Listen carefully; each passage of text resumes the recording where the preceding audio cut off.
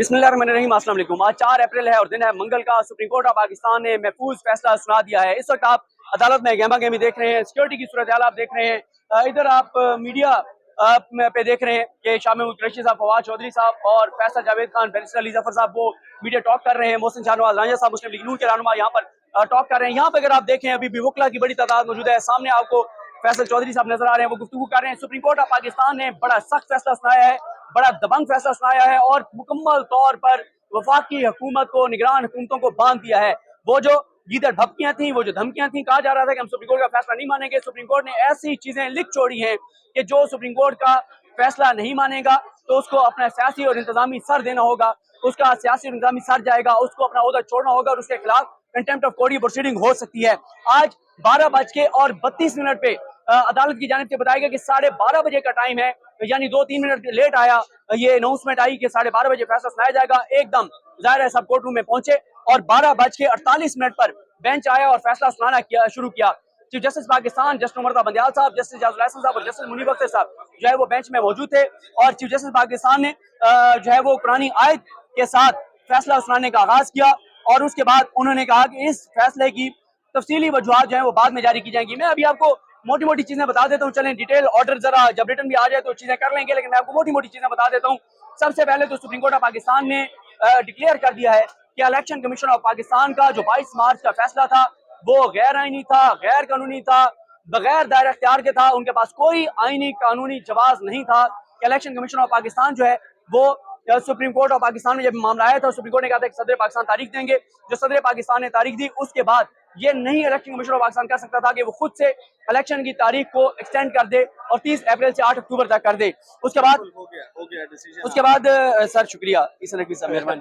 उसके बाद दूसरा जो मामला है, सुप्रीम कोर्ट ऑफ पाकिस्तान ने यह कहा है कि जो सेक्शन 57 है, जो इलेक्शन कमीशन ऑफ पाकिस्तान के पास सेक्शन 57 है जिसमें इलेक्शन शेड्यूल होता है, उसके बाद 58 है जिसमें उसको मॉडिफाई किया जा सकता है, उसको चेंज किया जा सकता है, तो उसको चेंज कर दिया गया है क्योंकि इलेक्शन कमीशन ऑफ पाकिस्तान के गैर आईनी गैर कानूनी इक़दाम की वजह से। और इलेक्शन कमीशन ऑफ पाकिस्तान की बदनीयती देखिए कि इलेक्शन कमीशन ऑफ पाकिस्तान ने जो पहला वकील सुप्रीम कोर्ट ऑफ पाकिस्तान में अपनी तरफ से खड़ा किया वो हामिद अली शाह साहब थे। जो साजिद नामी शहरी जिसने टेरियान वाला केस किया हुआ है इमरान खान साहब के खिलाफ इस्लामाबाद कोर्ट में, उसमें जो वकील है वो हामिद अली शाह साहब हैं। टेरियान केस में इमरान खान को डिस्क्वालीफाई करवाने के लिए उनको इलेक्शन कमीशन का वकील बना के खड़ा कर दिया। साथ एक और किरदार वहाँ एक्टिव थे जो एक जज साहब के दामाद भी हैं और वो भी एक बैरिस्टर साहब जो कि वहाँ पे टेरियान केस में पहले वकील थे, वो भी यहाँ पे बड़े हमें एक्टिव नजर आए इलेक्शन कमीशन के लोगों के साथ, फाइलें सीधी उल्टी करते हुए, डॉक्यूमेंट्स देखते हुए।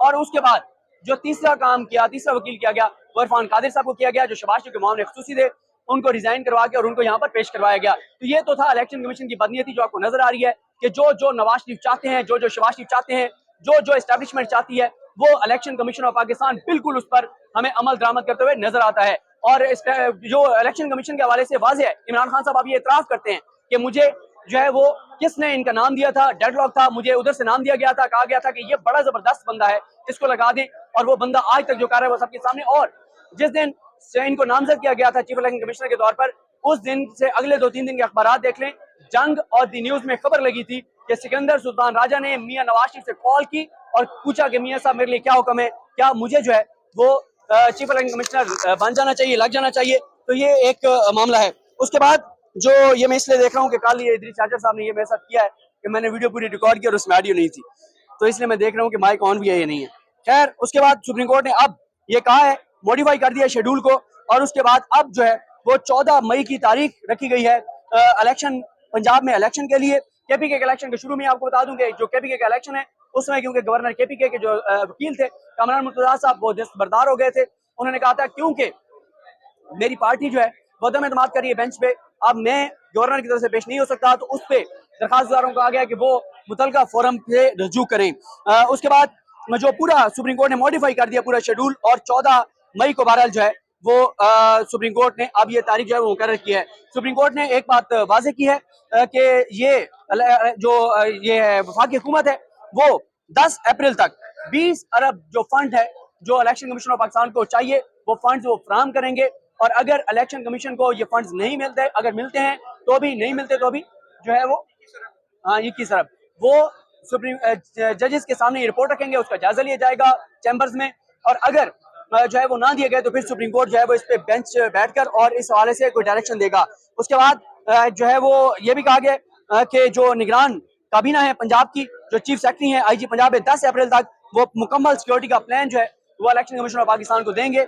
उसके अलावा जो है वो मुकम्मल मामलत फराम करने का हुक्म दिया गया है वफाकी हुकूमत को, सूबाई हुकूमतों को, खासतौर पर पंजाब हुकूमत को। और ये भी कहा गया है कि जो आइन के आर्टिकल्स का सारा जिक्र किया गया है कि उन आर्टिकल्स के तहत जो है वो मामलत करेंगे, वो असिस्ट करेंगे इलेक्शन कमीशन ऑफ पाकिस्तान को।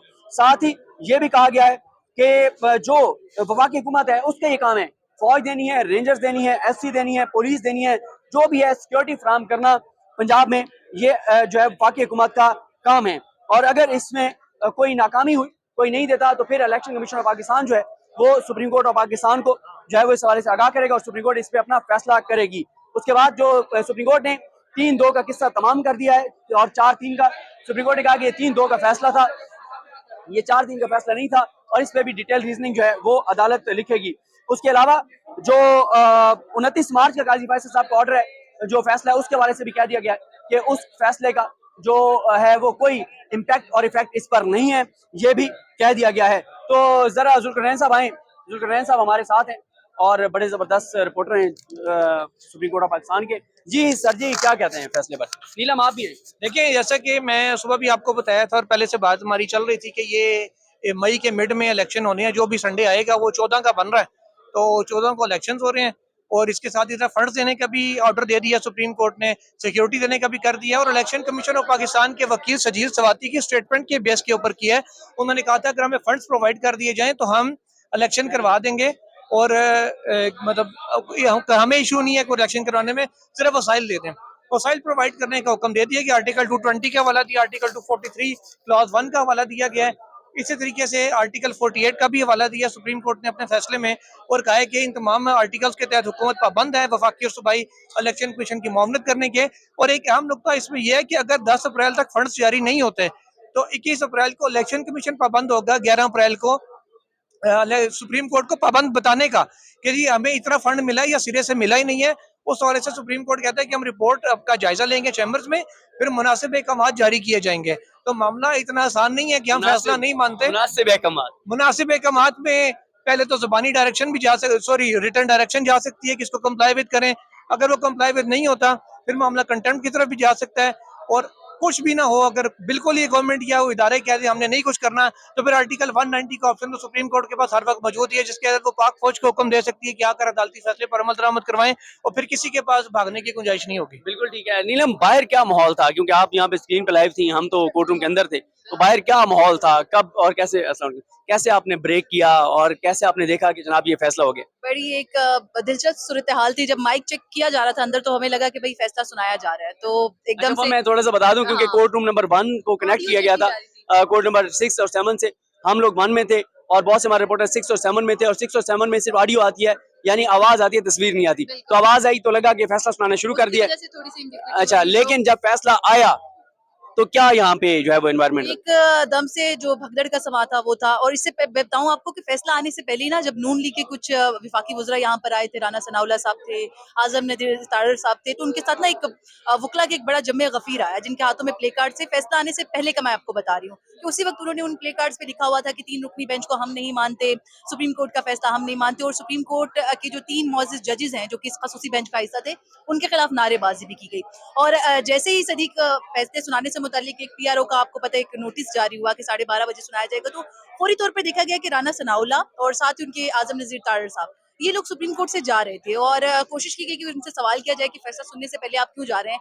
तो उसके बाद जब फैसला आया तो पता चल गया कि फैसला सुनने से पहले भागने की वजह क्या थी, क्योंकि वो पहले से घबरा गए थे और उनको फैसला सुनने से पहले मालूम था, क्योंकि आइन और कानून के तालिब इल्म तो ये भी है। आजम नज़ीर तारड़ साहब आपको पता है वजीर कानून है, तो उनको भी पता था कि फैसला क्या आना है, तो इसलिए वो पहले, उनमें शायद फैसला सुनने की सकत नहीं थी तो वो सुनना नहीं चाह रहे थे, तो वो भाग गए। तो ओवरऑल एक अच्छा माहौल था और बड़ा एक अहम फैसला आया। इस फैसले पे मैं ये जरूर कहना चाहूंगी कि इस बार सुप्रीम कोर्ट ने फैसला करके इदारों पे छोड़ नहीं दिया। एक जो जिसे कहते हैं कि बैकअप में एक फॉलो अप रिपोर्ट जो है वो जरूर मांगने का कहा है कि आप हमें 12 अपने रिपोर्ट जो है वो देती रहनी है कि हमारे फैसलों पर, हमारे हुक्म पर किस हद तक अमल दरामद हुआ है और किस हद तक नहीं हुआ। बिल्कुल ठीक है। तो आए आपको जरा दिखाते हैं एनवायरनमेंट। अभी यहाँ पे आप देख रहे हैं कि अभी भी शाह महमूद कुरैशी साहब और दीगर जो हैं वो मीडिया टॉक कर रहे हैं, और इस वक्त जो है वो मियाँ अकील साहब, मियां अकील अफजल साहब, फयाज महमूद साहब और साकिब बशीर साहब यहाँ मौजूद हैं। साकिब बशीर साहब, 1 मिनट का एनालिसिस फैसले पर। फैसला तो हम बता चुके हैं, क्या एनालिसिस क्या है आपका?